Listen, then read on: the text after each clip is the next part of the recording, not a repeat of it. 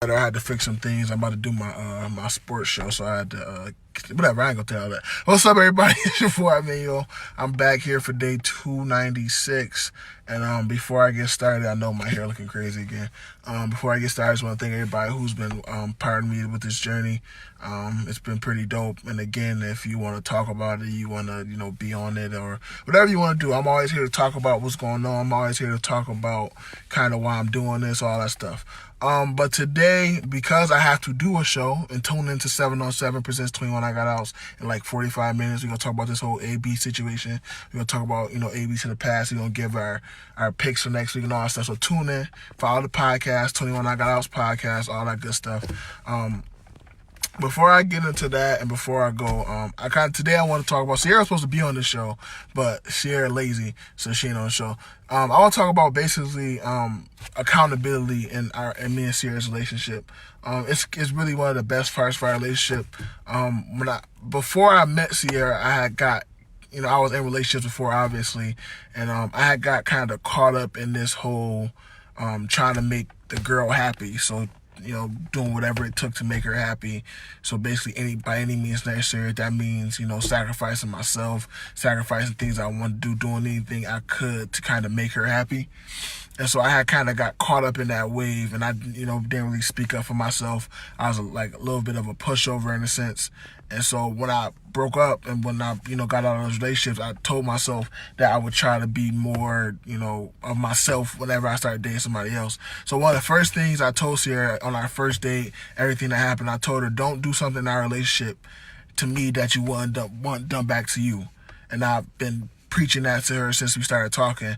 And basically what that meant to me was the respect you want and the respect you expect me to give you when I'm not around you, any of that stuff, you got to give me the same thing. So don't do something to me. Don't say nothing or talk about me or do something when I'm not there that you want done back to you. And I thought that was kind of, easy to talk about, easy to say, but it's way easier said than done, because a lot of times we get caught up in doing stuff, get caught up in saying stuff, and we don't think about the repercussions that come with saying or doing that thing to your significant other.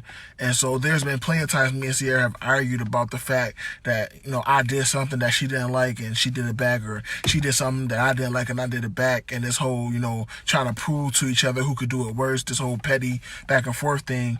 And, after a while it gets old, because, there's no winning that, because you making me mad and I turn around and make you mad, and then it just becomes a constant argument and nobody is happy. It's all just like we all just kind of here existing in this unhappy relationship. So what's good, bro? My fault. I didn't want that to be us. I wanted me and Sierra to have an open line of communication about what exactly we wanted, what exactly we liked, what exactly we expected of each other, so that it would never get to the point where I was doing stuff for her that made me unhappy and she was doing stuff for me that made her unhappy. I didn't want that. I wanted us to both remain ourselves and be happy, which is, I think, win-win. Is something I talked about on another live. So I just thought it was real important to share that with y'all, just a little bit, a little bit inside of our relationship, about how we treat each other. And it's always been, don't do something to me that you want done back to you. And I think having that mindset, having that common goal, common idea in our head has made the relationship 20 times better, because now we know what to expect. We know how to treat each other. We know to respect one another. We know to always keep in mind that any decision I make, anything I do in this relationship, if I don't want it done back to me, I know I'm not going to do it. I'm not going to be out here doing things that's unbecoming of me, out here doing things that each other won't want done to themselves. So that just holding that near and dear has kept me from doing a lot of dumb things in my relationship, for saying a lot of dumb things to her, all that stuff. And so, always think about that, always carry that with you. And I think that will help in a lot of relationships, especially people who about to get married or who on this track to getting married. It's really important that you set foundations like this in place for when you get older. So 20 years from now, you can always go back to